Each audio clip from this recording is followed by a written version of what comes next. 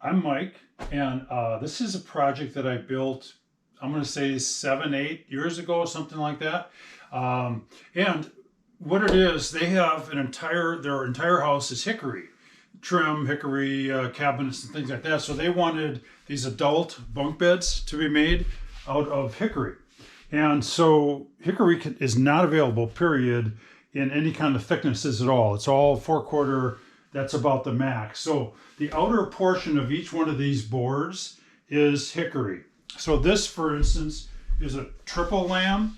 So what I did there was, again, because hickory was expensive and hard to get, this is 3 pieces of hickory. I'll show you a detail of that later. But so we have 1 piece of hickory that's a 4/4. Then in the side of that, inside of that, I think I used ash, and then another piece of hickory on the outside. So when you look at it, what you see is hickory. You see the distinctive hickory knots, the distinctive hickory color, and you'll see that elsewhere. Now, if I were to do this, and by the way, these are what I'm 6'3", so these things are a good 8 foot tall. And again, you would never be able to get a beam like that because that beam would be twisting and everything else, and it wouldn't, even if they tried to kiln dry it, it wouldn't kiln dry. It wouldn't get down deep into the middle, not on hardwood. So the only way to do that is by triple lamming it. So if I were to do these beds over again, if they came to me and said, Mike, we want you to take these out of here and do brand new ones, first of all, I wouldn't do it because I'm retired. But second of all, if I were to redo it, then here's what I would probably do. I would probably do the posts exactly the same way because they have enough of a front on them that it looks good. To me, it looks good, and it's not overbearing. And there's just a little bit of knottiness here, a little bit here, nothing too rustic.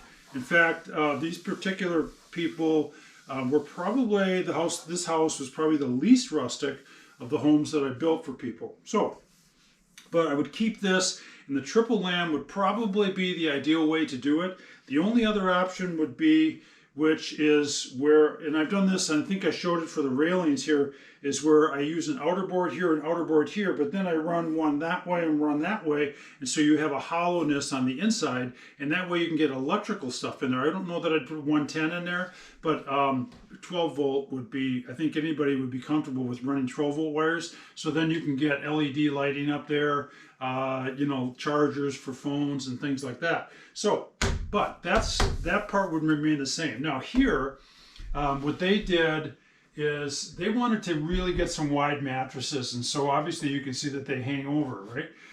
But what I would end up probably doing there is one or the other. Is instead of using a single board, because that board needed stiffening, I remember that. It was just a single board. Remember, these are adult bunk beds, so there's not only the weight of everything going on up there, but you might have 2 adults up there. And I'm not saying, but sometimes there's what we call a live load. And so there's a huge amount of stress on this piece coming across. Well, that I-beam method would really solve that. I wouldn't even blink an eye at how strong this would be. And you can see that this particular piece is exactly the same height as this, and it would just have that look to it, right? So it would be and then it's also made up of 4/4 wood. So you have 4/4 on the top flange, 4/4 on the lower flange, 4/4 on the web, and making one of these this long would probably take maybe about an hour or 2 I'd have into it. I wouldn't need this. This was again put there to beef it up for strength, because as I just felt uncomfortable with this thing, and so I added this. I think they look good. At the same time, it added a huge amount of strength, plus it helped with the joinery at this far end. Well, you wouldn't need this at all. So instead, this thing would just come all the way to the end and butt right up to it, just like that. Now, there's the joinery I'll discuss later, but these are my threaded tenons. Now, if I were to pull the joinery out, this was in an older version of it. I'll try to get it a little bit closer up. Let's just see what happens here. Again, I'm not going to pull the beds apart, but if you look at what's here, is we have this rustic looking metal piece, and that's the same going up. So we have that metal, and I made those. Those are just flat bar, mild steel flat bar. I beveled the edges with a grinder, and then I might have even roughed them up a little bit to make them look rustic, and then of course painted them black. So we've got another one down at the bottom there. And again, now you can start to see that triple lamb, hickory, I think ash, and then hickory, because we were having trouble getting hickory, so I used ash for a filler in there. But what would happen here then, if I were to pull this apart, so if I were to pull that bolt out of here, then this piece, this bed, the side, would come out, and it would have on it something like that. These are the older versions of threaded tenons that I had. Now this one's a really thick one. This is where I started to have some of them fabricated. So this one's an inch across, there's 3/8 inch bolt, and so on, right? Okay, so that's what's that's what's on the end of this piece right here. It gets permanently mounted. A bolt, a screw goes from here and here into this hickory.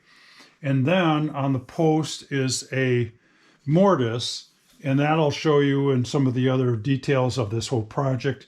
But that's what's happened there. So then all that's left is putting that against the post, and I was able to dry fit all of this before it ever left my shop. So I was able to do this entire bed and set it up in my shop, test everything to make sure it was okay, because that's the advantage of this method, this threaded tenon joinery. And then I was able to put it in there, make sure it fit. So then I pulled it apart and then brought it here to the job site and assembled it. It's really just a matter of assembling it then. There's hardly anything to do. In fact, back at the shop, that's where I did all the varnishing, sanding, revarnishing, everything was done there. I didn't have to do any of that here other than maybe a little touch up here and there. So that's how that would work. And again, what would happen there, I've gone to a much, much smaller size of tenon now. It turned out I didn't need those big monsters. I do have one a little larger than this. On a bed, I'd probably use my larger one, which is a 5-hole. But basically that would butt into the mortise right there. The same thing we have here, black, or you could use wood like this. Here's a piece of black walnut, right? It's just strictly decorative anyhow, but that would be right there, and that's what you're gonna see. And that would come off. Like if it's on a permanent bed like this, you might glue that in. If it's something to take apart all the time, like a dormitory, like a dorm room loft, then a magnet in there would actually work really well. It would hold it on, and then when you're ready to take it apart, you just pull it right off, right? But that bolt then goes into this, draws everything really tight. There's no clamps involved, nothing.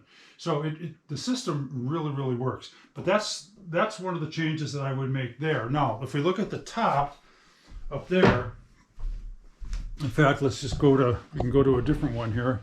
Again, I built 2 of these for the same client, and then you can see there's a stair in the middle.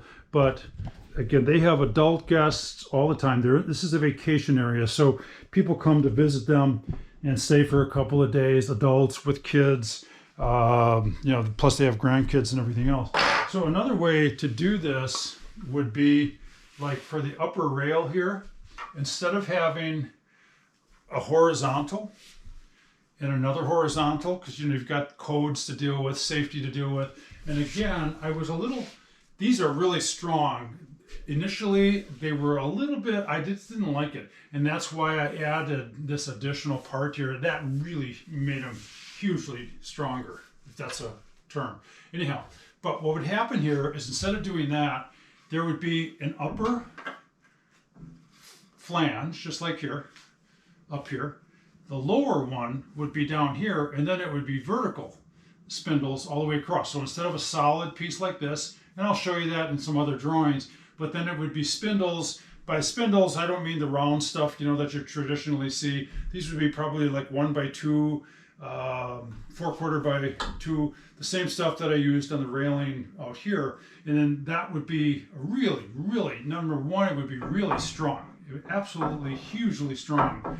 And it would look really good. It would meet all the codes for not only beds, but it would meet the codes for children's beds as well, which I don't get into because, it's just kids, right? But for adult bunk beds, I'm okay with that. These are intended for adults. In fact, these are, I think they're queen size or something like that. They're not king, but they're pretty darn close to it. Anyhow, so that's what would happen there. You'd have the same joinery. So up here, you would have two piece. No, you actually wouldn't even need that. I'm sorry. Instead of having the two of them, one going in here, one going in there, instead, the tenon would actually go right on the end here, like that, all right? And then the mortise, there would only be one mortise right in here.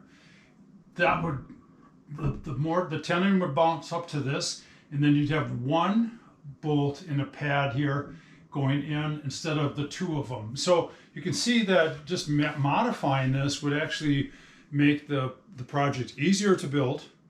It would be, well, I mean, this is pretty strong, so I don't know how much stronger you want to make it, but it would definitely be strong or stronger. It would look good. It would actually match the railings on the inside of the house even a little more, the ones that I may have showed you. But, and it's all still made out of 4/4 lumber. There's nothing, there's no beams in here, there's nothing else. It's all 4/4, because you have 4/4 here, 4/4 here. Now I prefer 5/4 and then take it down to 4/4, but 4/4 would work just as well. So that kind of covers that. And let's see here once.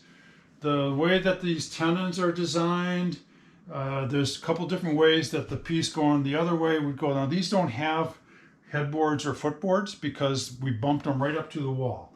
In fact, there's only a little area in between. I'll cover that with the ladder now. So hopefully I've covered everything. So.